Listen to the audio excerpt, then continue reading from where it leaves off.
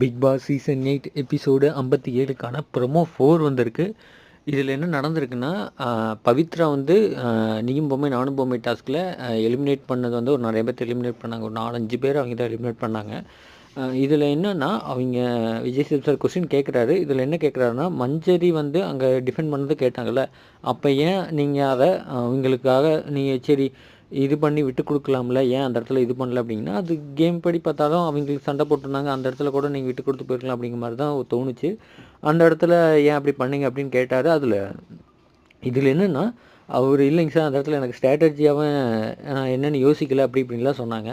அதை யோசிக்கலைனாலும் அப்படி இப்படின்னு 2, 3 கேள்வி கேட்டவுடனே அவங்க பவித்ரா வந்து ரொம்ப மனசு உடஞ்சிருந்தாங்க. அதுலேருந்து இல்லை நான் கேட்குறது என்னன்னா, நீங்கள் ஏன் அந்த இடத்துல இவங்க ஆடட்டும் அப்படின்னு கூட விட்டு கொடுத்துட்டு போகலாம்ல, அது ஏன் பண்ணல அப்படின்னு கேட்டவுடனே இவங்களுக்கு டப்புன்னு ஒரு விஜய் சேது சார் டப்புன்னு அடித்து கேட்டவுடனே அது ரொம்ப ஷாக் ஆகிட்டாங்க.